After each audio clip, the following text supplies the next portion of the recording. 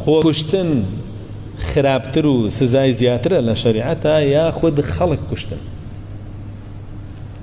زانایانە فەرموون بەپێی ئەم فەرموودەیە کە ئەبەدایتیایە و ئاەتەکەی خەڵک کوشتن کە ئەبەدایتیانە، خۆ کوشتن سزای زیاترە، تاوانی زیاترە لە خەڵک کوشتن.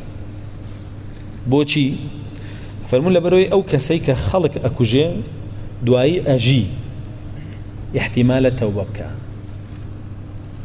قەتڵەکەی لەسەر لاچێ، احتیمالە دیەکە بدا، قەتڵەکەی لەسەر لاچێ، احتیمالە بیکوژنەوە بەوە قەتڵەکەی لەسەر لاچێ. یعنی سێ مەجالی دەرچوونی هەیە.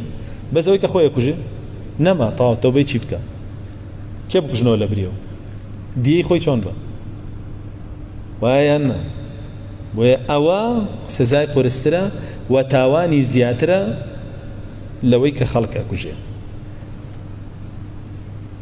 جاری وا هەیە خاڵی دووەم، ئەو کەسەی کە کەسێ ئەکوژێ بەهۆی حەقێکی خۆیەوەیەتی کە لەلای ئەو کەسەیە، قەینا شایستەی کوشتنیش نییە، بەڵام حەقێکی هەر لەلایەتی، منازعەیەکی هەیە لەگەڵی، کێشەیەکی هەیە لەگەڵی، بەڵام ئەو کەسەی خۆی ئەکوژێ لەگەڵ خۆیان چ کێشەیەکی هەیە؟ چه حەقێکی خۆی لای خۆیەتی نایاتەوە بەخۆی؟